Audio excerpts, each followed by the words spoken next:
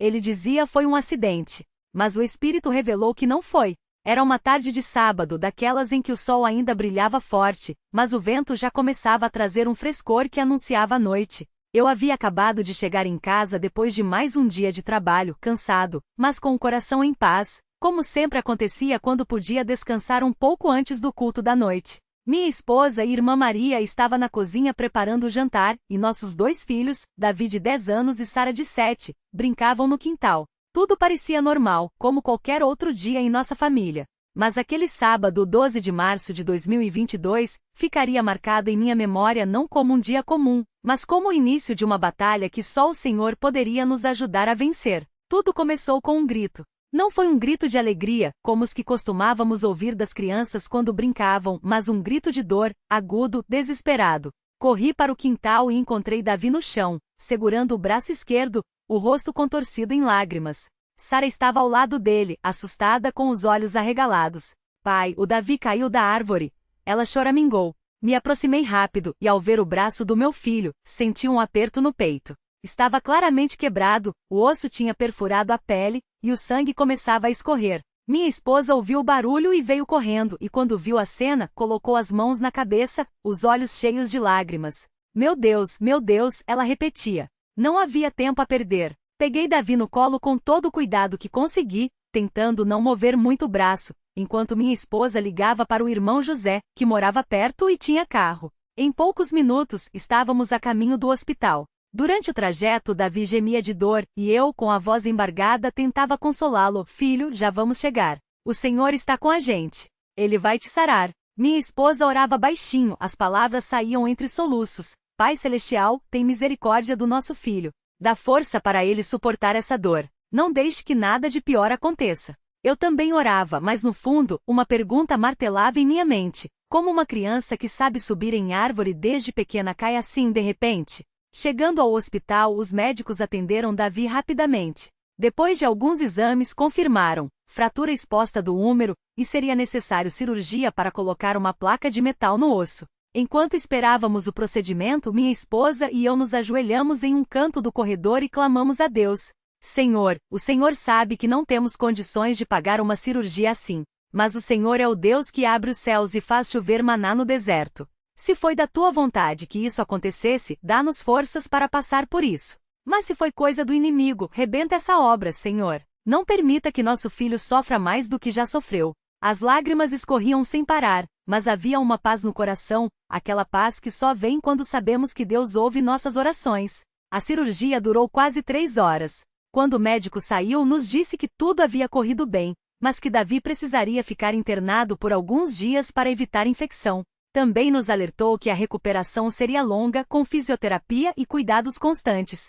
Saímos do hospital naquela noite com o coração pesado, mas agradecidos por Davi estar vivo. Nos dias seguintes, enquanto ele ainda estava internado, muitos irmãos da congregação vieram nos visitar. O irmão Pedro, nosso ancião, orou por Davi, colocando as mãos sobre sua cabeça e pedindo a Deus que a recuperação fosse rápida e sem complicações. A irmã Ana trouxe sopa caseira e ficou um tempo conversando com minha esposa, tentando animá-la. Cada visita, cada palavra de ânimo, cada oração, era como um bálsamo para nossas almas feridas. Mas foi na 3ª noite depois do acidente que algo estranho aconteceu. Eu estava sentado ao lado da cama de Davi, que finalmente havia conseguido dormir depois de tomar os remédios para a dor. Minha esposa tinha ido para casa dar um banho em Sara e voltar mais tarde. O quarto do hospital estava silencioso, apenas o barulho dos monitores e o zumbido das luzes fluorescentes. De repente senti um peso no peito, uma opressão que não era física, mas espiritual. Era como se algo estivesse me observando.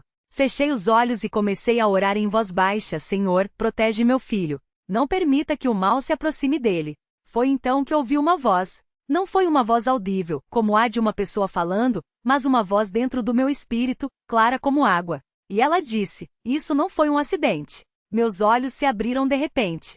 O que aquilo queria dizer? Davi tinha caído da árvore, todo mundo viu. Mas a voz continuou: ele foi empurrado. Meu coração começou a bater mais forte. Quem teria empurrado meu filho? E por quê? Eu olhei para Davi dormindo ali tão frágil e senti uma raiva profunda, mas também um medo que nunca havia sentido antes.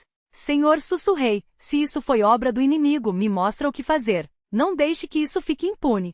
No dia seguinte, quando Davi já estava mais lúcido, resolvi perguntar a ele como tinha sido a queda. Ele estava sentado na cama, com o braço engessado, assistindo a um desenho na televisão do quarto. Filho, eu disse, sentando ao seu lado, conta pra mim direitinho como você caiu da árvore. Ele virou o rosto para mim e por um instante, parece que hesitou. Eu tava subindo, pai. Aí escorreguei e caí. Mas havia algo no tom da voz dele que não me convenceu. Davi, falei com calma, você tem certeza que foi só isso? Não teve ninguém lá com você? Ele baixou a cabeça e então, lentamente, começou a chorar. Tava o Lucas lá, pai. Lucas era um menino da mesma idade de Davi, filho de uma família que havia se mudado para perto de nossa casa há alguns meses. Eles não frequentavam a congregação, e embora fossemos cordiais, não tínhamos muita intimidade. O que o Lucas tinha a ver com isso, filho? Perguntei, tentando manter a voz firme. Davi soluçou. A gente tava brincando. Aí ele disse que ia me mostrar uma coisa legal lá em cima. Quando eu tava quase no topo, ele me empurrou. Meu sangue gelou. Por que, Davi? Por que ele faria uma coisa dessas? Meu filho enxugou as lágrimas com a mão boa e respondeu. Ele disse que era para ver se eu voava. Que se eu fosse filho de Deus mesmo, não ia me machucar. Aquilo foi como um soco no estômago. Não era apenas uma brincadeira de mau gosto, era algo mais profundo, mais sinistro. Alguém havia colocado na cabeça daquele menino a ideia de testar a fé do meu filho, de uma maneira cruel e perversa. Saí do quarto do hospital com as pernas trêmulas e fui para o corredor. Lá me ajoelhei e clamei a Deus como nunca havia clamado antes. Senhor, o Senhor viu isso. O Senhor sabe que não foi um acidente. Foi o inimigo agindo através dessa criança. Mas por que, Senhor? Por que o meu filho? As lágrimas caíam sem controle, e eu sentia uma dor que ia além da física. Era como se o próprio inferno tivesse estendido suas garras para ferir minha família. Quando voltei para casa naquela noite, contei tudo para minha esposa. Ela ficou em choque, mas depois de alguns minutos de silêncio, ela pegou minha mão e disse: Vamos orar. Não podemos deixar o ódio entrar em nosso coração, mas também não podemos deixar isso passar. Deus vai nos mostrar o que fazer. Naquela noite oramos juntos por horas. Pedimos a Deus que protegesse Davi, que tocasse no coração daquele menino e de sua família, que nos desse sabedoria para lidar com a situação. Também pedimos que o Senhor nos livrasse de qualquer sentimento de vingança, porque sabíamos que a batalha não era contra pessoas, mas contra as forças espirituais do mal. No domingo seguinte levamos Davi para o culto. Ele ainda estava fraco, mas queria ir. Quando entramos na congregação, muitos irmãos vieram nos abraçar, perguntar como ele estava e orar por ele. O irmão Pedro, ao ver Davi com o braço engessado, pediu para que todos se ajoelhassem e clamassem a Deus por sua recuperação. Foi um momento poderoso. Enquanto os irmãos oravam, senti o Espírito de Deus encher aquele lugar.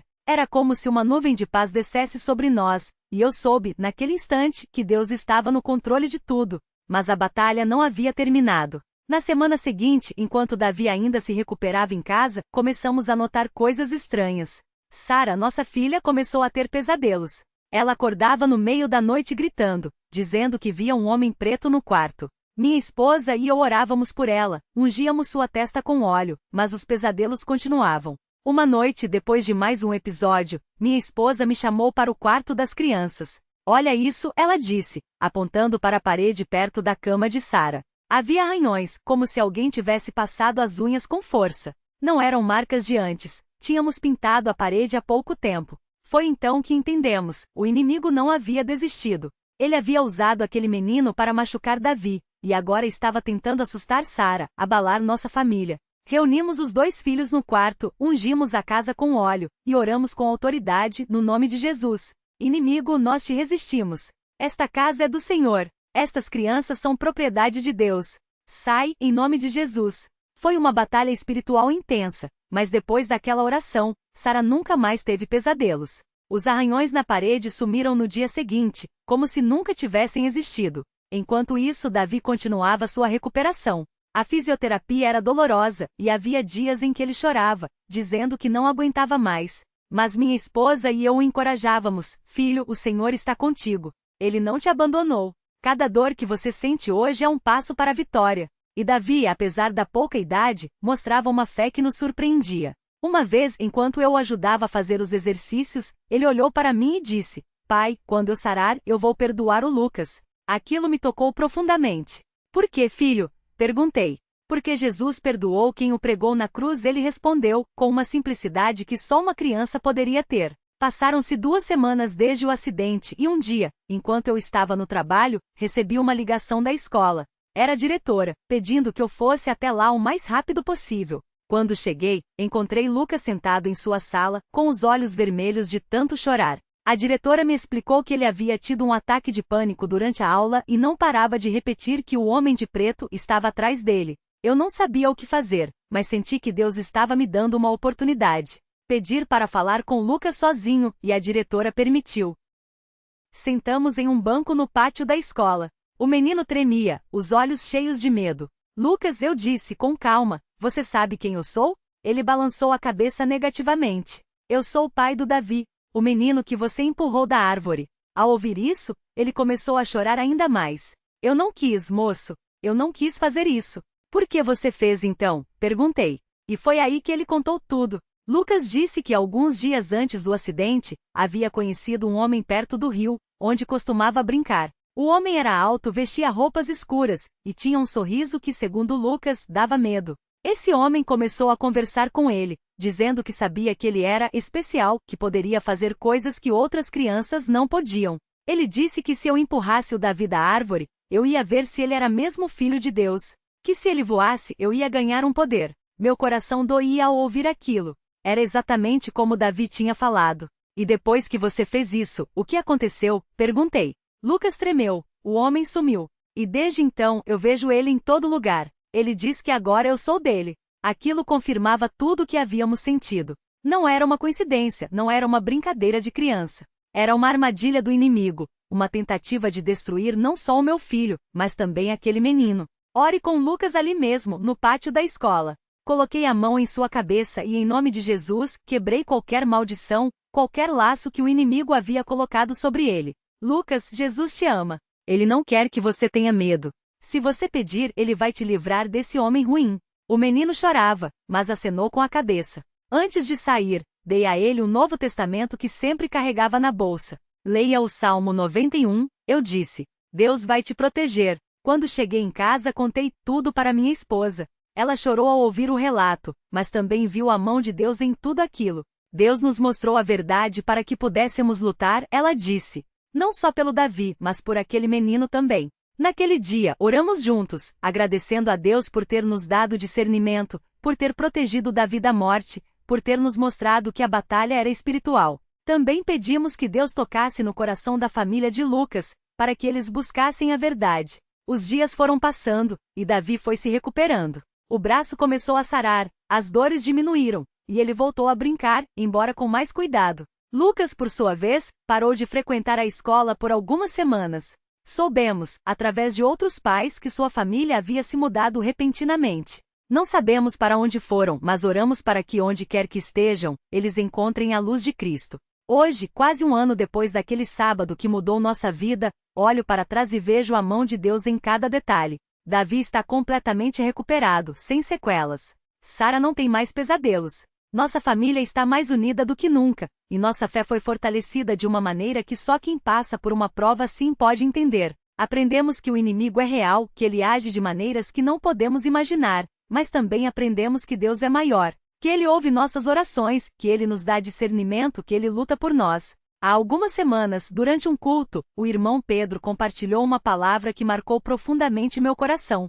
Ele leu em Tiago 4:7, sujeitai-vos, pois, a Deus, resisti ao diabo, e ele fugirá de vós. Aquilo resumia tudo o que havíamos vivido. Sujeitamo-nos a Deus, resistimos ao mal, e o inimigo fugiu. Não foi fácil. Houve noites de choro, momentos de desespero, dúvidas e medos. Mas em nenhum instante Deus nos abandonou. Ele esteve conosco no hospital, nos momentos de oração, nas batalhas espirituais, na recuperação de Davi, na libertação de Lucas. Hoje, quando vejo meu filho correndo, brincando, sorrindo, não posso deixar de agradecer. Agradecer por Deus ter nos dado força. Por ter nos mostrado a verdade quando o inimigo tentou nos enganar. Por ter nos ensinado que mesmo nas piores tempestades, Ele está no barco conosco. E acima de tudo, agradecer por termos uma congregação, uma família na fé que esteve ao nosso lado em cada passo, orando, apoiando, compartilhando nossas dores e nossas vitórias. Se há uma coisa que esse acidente, ou melhor, esse ataque, nos ensinou, é que não podemos baixar a guarda. O inimigo ronda como leão, buscando a quem possa tragar, mas também aprendemos que com Deus, somos mais que vencedores. Que não importa quão grande seja a batalha, ele já venceu na cruz. E que no final toda glória, toda honra, todo louvor é dele. Que este relato sirva de ânimo para algum irmão ou irmã que esteja passando por uma prova. Não desista. Ore, clame, resista. Deus ouve, Deus vê, Deus age. E no tempo dele a vitória virá, como veio para nós. A ele seja toda a glória para sempre. A história não terminou ali, porque quando Deus age, as marcas ficam, mas as cicatrizes se tornam testemunhos. E foi assim que depois daqueles dias tão difíceis, a vida da nossa família mudou para sempre. Não foi só a recuperação de Davi ou a libertação de Lucas que nos marcou, mas o jeito como Deus nos mostrou que Ele está no controle de tudo, até das coisas que parecem sem explicação. Lembro-me de uma noite semanas depois do acidente, quando estávamos todos reunidos em casa. As crianças já dormiam, e eu e meu esposo, sentados à mesa, ainda conversávamos sobre tudo o que havia acontecido.